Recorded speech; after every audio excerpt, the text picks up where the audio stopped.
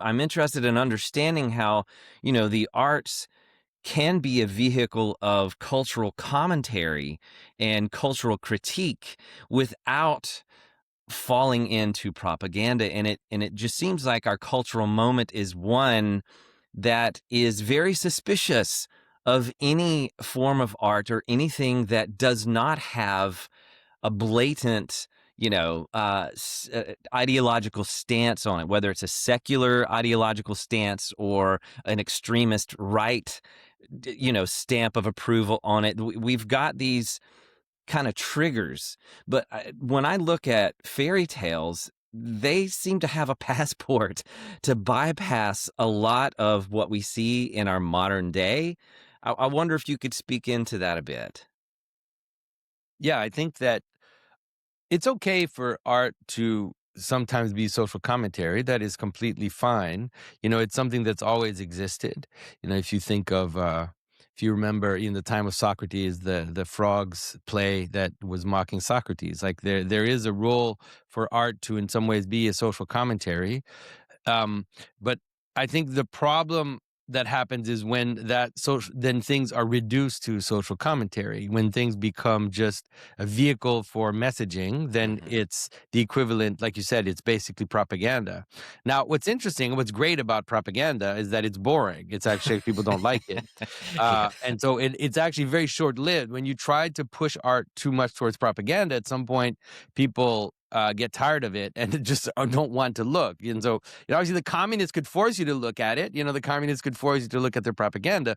But luckily, we live in a world that still you can't force someone to go see a movie. You can't, you can't force them to read books. Maybe in high school a little bit.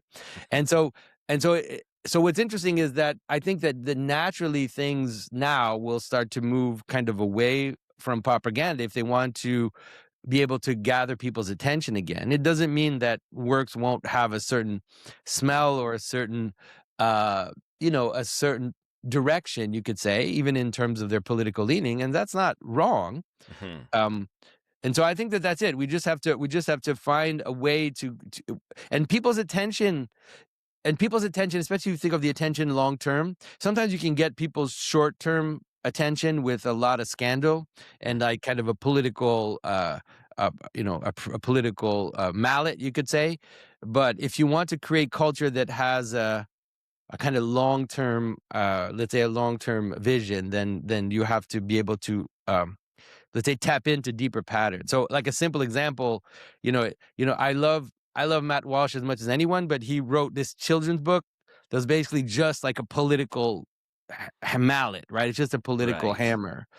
And so, he probably sold a lot of books, but like who even remembers that book at this point? Nobody remembers it because it was just reduced to a kind of social commentary. The thing that's Hmm. wild though is that in some ways Hollywood, because it's like such massive budgets, the idea that you would make, $100 million propaganda, it was a really bad idea because you propaganda will always fall on one side. And if you want to make movies that have such big budgets, you have to like kind of have put in something for everyone in there.